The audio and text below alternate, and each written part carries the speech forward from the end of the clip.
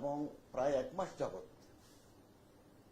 দেশের গুরুত্বপূর্ণ উপাসনালয় সংখ্যালঘুদের উপাসনালয়গুলো মাদ্রাসার ছাত্র এবং সাধারণ ছাত্র শিক্ষকরা রাত জেগে পাহারা দিচ্ছে এবং পরিস্থিতি স্বাভাবিক না হওয়া পর্যন্ত এই প্রহরা তারা অব্যাহত রাখবেন।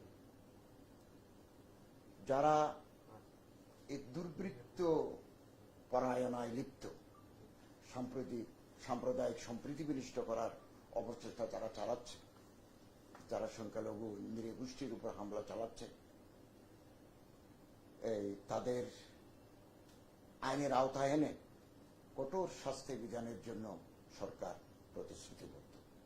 আমরা সংখ্যালঘু ভাইদেরকে আশ্বস্ত করতে চাই বর্তমান সরকার তাদের পাশে আছে এবং দেশের কোথাও যদি কোন সংখ্যালঘুর বাড়ি ঘর সম্পত্তি অথবা উপাসনালয় আক্রান্ত হয় আমাদেরকে এটা ইনফর্ম করলে, আমাদের মন্ত্রণালয়কে ইনফর্ম করলে অথবা স্থানীয় ল এনফোর্সিং এজেন্সিস যারা আছে আইন প্রয়োগকারী সংস্থার কাছে ইনফর্ম করলে আমরা তাৎক্ষণিক সাহায্যের জন্য আমরা এগিয়ে যাব।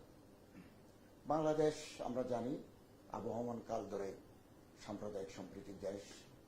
এখানে নানা জাতিগোষ্ঠী ধর্মচর্চা, ধর্ম অনুশীলন, ধর্ম পালন, ধর্ম প্রচার করতে এখানে কোনো বাধা নেই এবং এই যে ঐতিহ্য আমাদেরকে ধরে রাখতে হবে। সাথে সাথে একথাও আমাদের মনে রাখতে হবে যে এরকম একটা নৈরাজ্যকর পরিস্থিতি সৃষ্টির জন্য কোন বিশেষ পক্ষ অ্যাক্টিভ আছে কিনা এটাও আমাদের খতিয়ে দেখতে হবে, যাতে একটা অস্থিতিশীল পরিস্থিতি তৈরি হয়। আমরা যে কোনো মূল্যে ধর্মীয় সম্প্রীতি এবং সৌহার্দ্য আমরা বজায় রাখতে চাই এবং ধর্ম মন্ত্রণালয় এক্ষেত্রে জনগণকে সাথে নিয়ে আস্থায় নিয়ে সংখ্যালঘুদের পাশে দাঁড়াবে। তাদের ব্যবসা বাণিজ্য, তাদের যান মাল, তাদের উপাসনালয় যাতে সুসংরক্ষিত থাকে এ ব্যাপারে আমরা অত্যন্ত সচেষ্ট। এই অবস্থা যদি চলতে থাকে তাহলে বহির্বিশ্বে বাংলাদেশের ভাবমূর্তি বিনষ্ট হওয়ার সমূহ আশঙ্কা রয়েছে এবং আমি ইনশাআল্লাহ আগামীকাল মন্ত্রণালয়ের দায়িত্ব নেব। দায়িত্ব নিয়েই আমার প্রথম কাজ হবে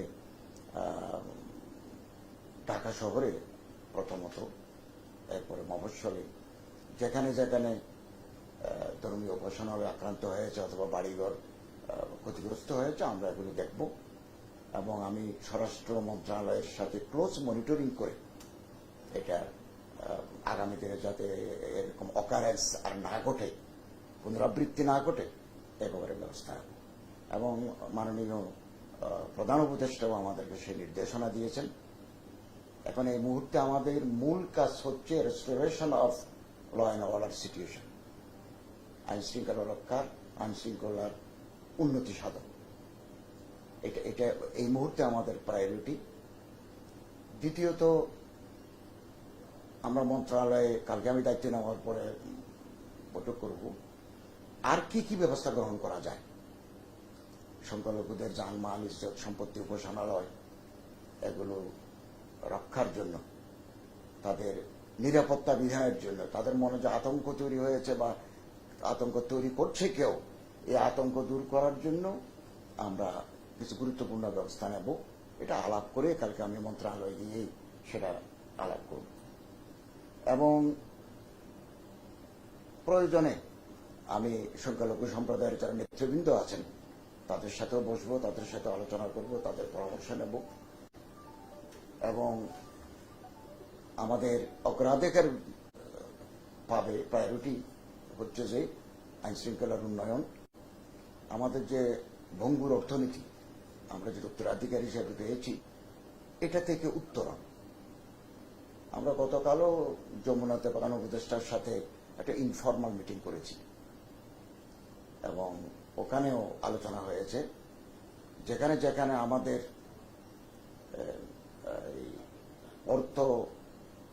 আমাদের যে অর্থনৈতিক দুরবস্থা এগুলো কিভাবে দ্রুততার সাথে আমরা রিকভারি করতে পারি এ ব্যাপারে আমরা বৈঠক করব। এবং মাননীয় প্রধান উপদেষ্টা আজকে তো পীরগঞ্জ গেছেন ওই শহীদের জিয়ারতের জন্য, হয়তো তিনি কালকে আমাদের পরিষদ নিয়ে বসবেন, আমরা সেখানেও বিস্তারিত আলোচনা করব।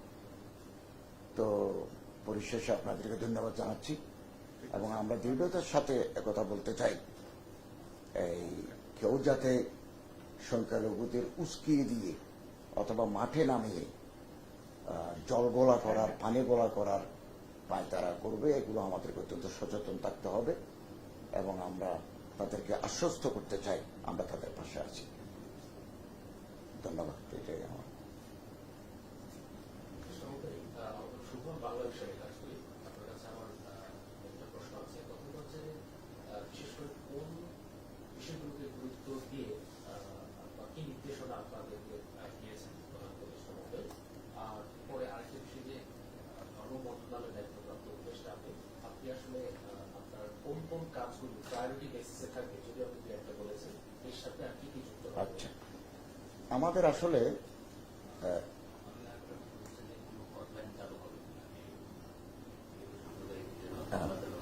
ভালো কথা বলছি।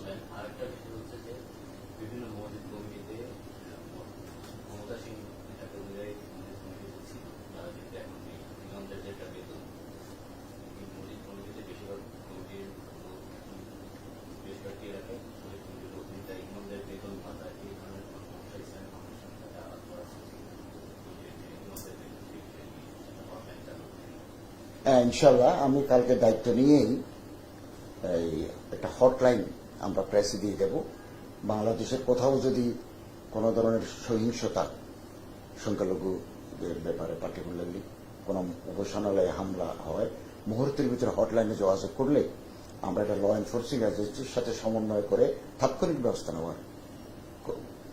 দ্বিতীয়, আপনি যেটা বললেন মসজিদের ইমামদের বেতন, বাংলাদেশে প্রায় 3 লক্ষের মতো মসজিদ আছে। এই মসজিদগুলো স্থানীয় লোক দ্বারা পরিচালিত। মন্ত্রণালয় কয়েকটা মসজিদ চালায়, বাইতুল মুকাররম জামে মসজিদ যেটা আছে এটা মন্ত্রণালয়ে চালায়, চট্টগ্রাম শাহী জামে মসজিদ এটা চালায়। এর বাইরে মন্ত্রণালয় কর্তৃক পরিচালিত মসজিদ নেই। সমস্ত মসজিদগুলো লোকাল এবং সমাজের মানুষরা, ধর্মপ্রাণ মানুষদের মসজিদ চালিয়ে থাকে।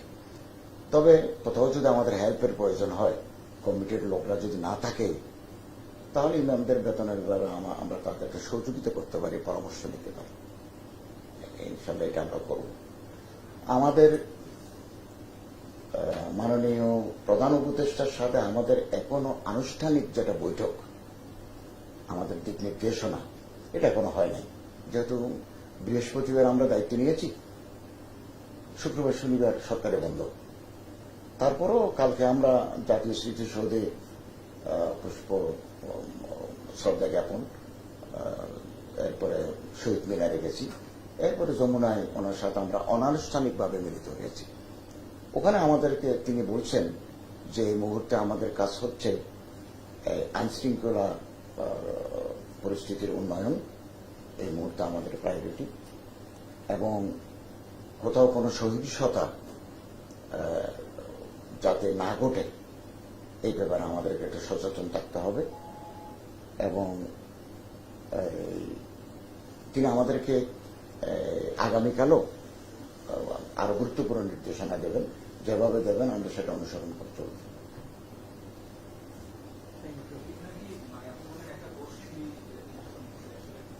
সমাজের ভিতরে আপনারা জানেন একটা শ্রেণী থাকে, দুর্বৃত্তদের একটা গ্রুপ থাকে, পলিটিক্যাল গ্রুপ থাকে, নানা মতলবের মানুষ থাকে। তারা একটা কিওস এন্ড কনফিউশন তৈরি করতে চায়। এগুলো তো আন্ডারওয়ার্ল্ডের লোক, এগুলো করতে থাকে। কারো কারো পলিটিক্যাল মোটিভেশনও থাকতে পারে, এটা তো আমাদের কাছে স্পষ্ট নয়। যতক্ষণ এটা তারা আদালতে কনফেস করে নাই অথবা ল এনফোর্সিং এজেন্সির সামনে তারা স্বীকারোক্তি দেয় না, তখন তো আর বলা যাচ্ছে না। তো এটা করতে পারে, এটা আমাদের আশঙ্কা। একটা দুর্বৃত্ত সব জায়গায় থাকে। যেমন আন্দোলন থেমে যাওয়ার পরেও আমরা বিভিন্ন জায়গায় দেখছি যে লুটপাট হচ্ছে বা আঘাত করছে। এগুলো তো ছাত্ররা করে নাই, রাত্রে ঋষিতে করছে, ভাঙচুর করছে, দরজা ভেঙে নিতে যাচ্ছে। তো ঠিক একইভাবে ধর্মীয় উপাসনালয়ে আক্রমণ করা অথবা সংখ্যালঘুদের ঘরবাড়িতে হামলা করা এরকম কাজ কেউ করতে পারে। এই গ্রুপটা কে এটা আগেভাগে বলা মুশকিল, তবে গ্রুপ পিছনে আছে। এটা এটা টেরোরিস্ট দল থাকতে পারে, এটা দুর্বৃত্ত একটা গ্রুপ থাকতে পারে, পেশাদার যারা টাকাত আছে এরাও করতে পারে, সুযোগ নিতে পারে আর কি। তো আমরা এগুলো ইনশাল্লাহ সরকারের পক্ষ থেকে কঠোর হস্তে আমরা এগুলোকে দমন করব এবং একটা সুন্দর শান্তি শৃঙ্খলা পরিস্থিতি ফিরিয়ে আনার জন্য আমরা সচেষ্ট থাকবো।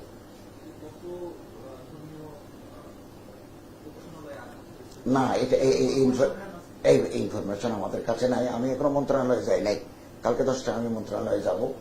তাদের কাছে কোনো ইনফরমেশন থাকলে সেটা আমরা কালেকশন করব এবং ঢাকা শহরে কোথাও কোনো মন্দির যদি আক্রান্ত হয়, কোনো সংখ্যালঘুদের বাড়িঘর যদি ক্ষতিগ্রস্ত হয়, আমি এগুলো দেখতে যাব এবং আমি যথাযথ কর্তৃপক্ষের কাছে সেটা রিপোর্ট করব এবং তাদের আগামী দিনগুলো যাতে তারা শান্তিতে, স্বস্তিতে, নিরাপত্তার সাথে থাকতে পারে সে নিশ্চয়তা আমি তাদের দেব।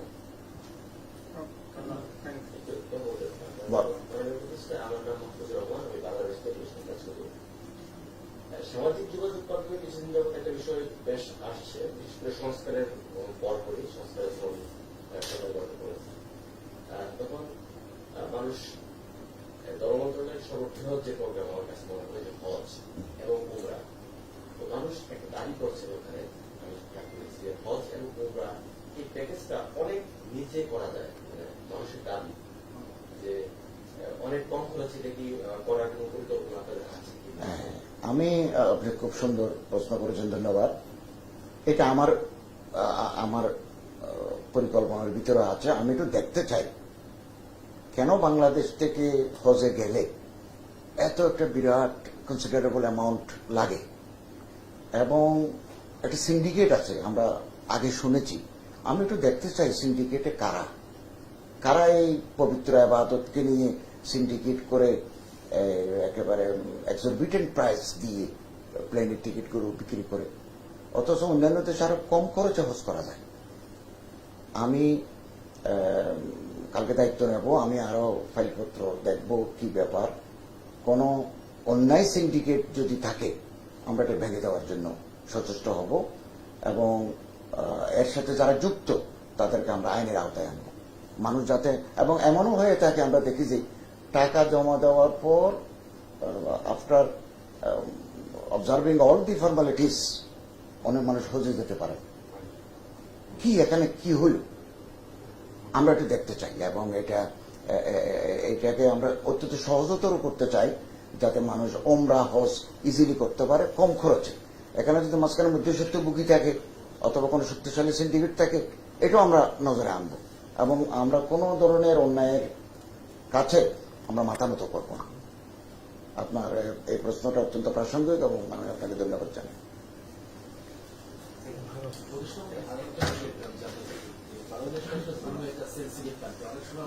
সোশ্যাল মিডিয়ায় বিশেষ করে সেটার উপর নির্ভর করে এক গ্রামের সাথে আরেক গ্রাম, এক গোষ্ঠীর সাথে আরেক গোষ্ঠী লেগেই থাকে। সেক্ষেত্রে আসলে এই ধরনের ধর্মীয় উস্কানিমূলক যে বিষয়গুলো সেগুলোকে নিয়ন্ত্রণের ক্ষেত্রে আপনাদের যত সমন্বয় কর্মসূচির ডিভিশনের দায়িত্ব আসলে সেই মন্ত্রণালয়ের সাথে আপনার সমন্বয় থাকে। হ্যাঁ, ধন্যবাদ আপনাকে, খুব প্রাসঙ্গিক প্রশ্ন। আমাদের কলিগ যে টেলিযোগাযোগ এবং তথ্য প্রযুক্তি মন্ত্রণালয়ের দায়িত্বে আছেন, আমরা ওনাদের সাথে সমন্বয় করব, আলোচনা করব। এটা হচ্ছে যে ফেসবুকের যে কার্যক্রম, যে কেউ যদুমধু একটা নাম দিয়ে একটা আইডি খুলে আমার বিরুদ্ধে, আপনার বিরুদ্ধে, যে কোনো সম্মানিত মানুষের বিরুদ্ধে বিষোদ্গার করে, এগুলো আবার ফেসবুক কর্তৃপক্ষ এই তথ্য সরকারকে দেয় না, অতিথি দেয় নাই, খুব কম দিছে। তারা যদি অন্ততপক্ষে কাজটুকু করতেন যে ন্যাশনাল আইডির ভিত্তিতেই আইডি খোলা যাবে, তাহলে তাকে ধরা যেত। এখন নীলপরি, লাল শালু, তারপরে মনে করেন লাল গোলাপ, এরকম নাম দিয়ে উস্কানিতে তাকে তো ধরা মুশকিল। তারপরেও আমরা মন্ত্রণালয়ের সাথে, তথ্য প্রযুক্তি মন্ত্রণালয়ের সাথে আলাপ করে, ফেসবুক কর্তৃপক্ষকেও সাথে আলাপ করে এটা যদি আমরা একটা নিয়ন্ত্রণে আনতে পারি, তাহলে যে উস্কানিতে এক দল আরেক দলের বিরুদ্ধে, এক সম্প্রদায় আরেক সম্প্রদায়ের বিরুদ্ধে, এতে ধর্মীয় হানাহানি তৈরি হয়, এটা পারস্পরিক ভুল বুঝাবুঝি তৈরি হয়, তো এটা যাতে বন্ধ করা যায় আমরা এটা নিয়েও আলাপ করব। এবং এটা অত্যন্ত গুরুত্বপূর্ণ, এটা শান্তিপূর্ণ সহাবস্থানের জন্য একটা অপরিহার্য শক্তি। মুহূর্তের মধ্যে এটা ভাইরাল হয়ে যায়, আমরা চেষ্টা করব।